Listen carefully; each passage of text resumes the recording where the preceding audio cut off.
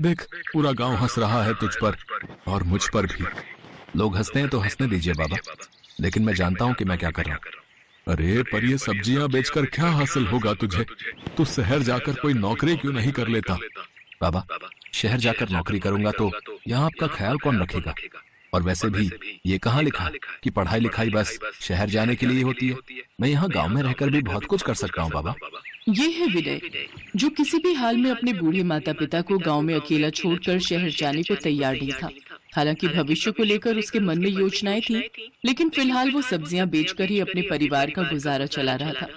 एक तरफ विनय था, जो कम संसाधनों में भी बड़े सपने देख रहा था, और दूसरी तरफ थी शालिनी, जो शहर के एक बड़े बिजनेसमैन रायचंद की इकलौती बेटी थी। शालिनी को किसी बात की कमी नहीं थी, लेकिन फिर भी वो खुश नहीं थी। ओफो, अब इस लड़के में क्या कमी है शालिनी? अगर ऐसे ही सबको रिजेक्ट करती रहोगी तब तो तुम्हारी शादी कभी नहीं हो पाएगी। तो आप क्या चाहते हैं पापा? मैं किसी से भी शादी कर लूं क्या? इन सब में वो बात नहीं जो मुझे चाहिए। उफ, पता नहीं कौन सा राजकुमार चाहिए तुम्हें। सुनो, मैं एक हफ्ते के लिए बाहर जा रहा हूँ काम के सिलसिले में। मेरे लौटने तक या तो तुम कोई लड़का ढूंढ कर ले आओ, नहीं तो मैं जिसे पसंद करूंगा उसी से शादी करनी होगी तुम्हें। इतना कहकर शालिनी के पिता वहां से चले गए, और शालिनी इस सोच में पड़ गई कि अब वो क्या करे। ये किस्मत का खेल ही था कि अगले ही दिन शालिनी को अपने कॉलेज ट्रिप पर उसी गांव में जाना था जहां विनय रहता था। शालिनी और विनय की मुलाकात अचानक ही हो गई, और सीधा साधा विनय शालिनी को एक ही नजर में भाग गया। और फिर, तुम्हारा दिमाग खराब है क्या शालिनी? तुम उस फटीचर से शादी करोगी? मेरे इतने बुरे दिन आ गए हैं क्या जो एक ठेला लगाने वाला अब मेरा दामाद बनेगा? पापा, वो गरीब तब तक रहेगा जब तक आपका दामाद नहीं बन जाता। मुझसे शादी करने के बाद तो उसके लिए सब कुछ बदल जाएगा ना।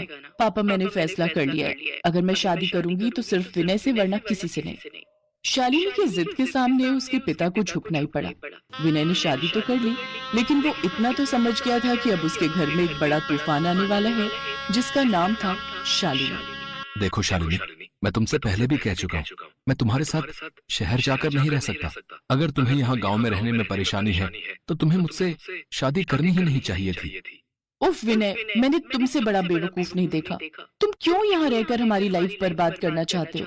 मेरे साथ शहर चलो, वहाँ चलकर मेरे पापा का बिजनेस संभालो, और फिर जीवन भर तुम्हारा और तुम्हारे पापा का गुलाम बनकर रहूं। माफ करना शालिनी, ये मुझसे नहीं हो पाएगा।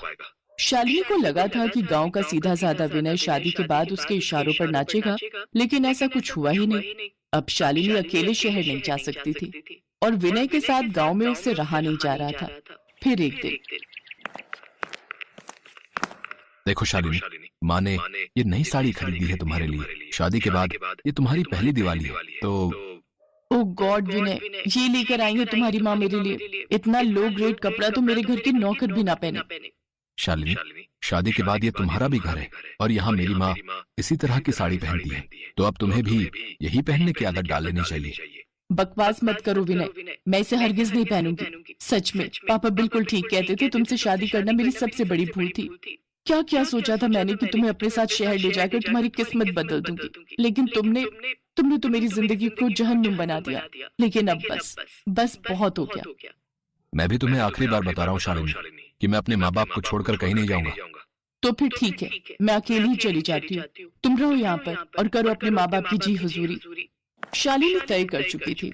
उसने फौरन अपना सामान बांधा और घर से निकल गई।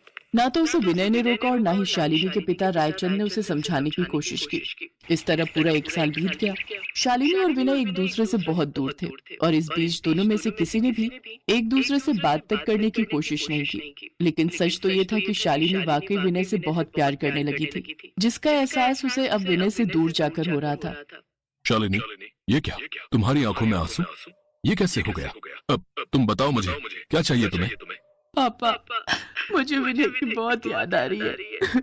मुझे उसके पास जाना है। तो तुम्हें रोका किसने है बेटी? मैं तुमसे कभी कह नहीं पाया, लेकिन सच तो यह है बेटा कि वाकई विनय जैसा लड़का मैं तुम्हारे लिए कभी नहीं ढूंढ पाता।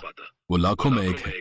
उसकी जगह कोई और लड़का होता तो कब का घर जमाई बनने के लिए तैयार हो जाता, लेकिन वो तुम्हारे साथ नहीं आया। यही उसके लायक होने का सबूत है। जाओ बेटा, अपने ससुराल जाकर रहो। वो जैसा भी है, अब तुम्हारा असली घर वही है। विनय से दूर रहकर शालिनी को अपनी गलती का एहसास हो गया था। ठीक दिवाली के दिन वो अपने ससुराल लौटी और खास बात ये थी कि शालिनी ने इस बार वही साड़ी पहनी हुई थी जो उसकी सास ने उसके लिए पिछली दिवाली पर खरीदी थी। शालिनी को देखकर विनय और उसके माता पिता बहुत खुश हुए। अब दोनों के बीच सारे गिले शिकवे दूर हो चुके थे और दिवाली के दियों की रोशनी में विनय और शालिनी का रिश्ता भी जगमगा रहा था।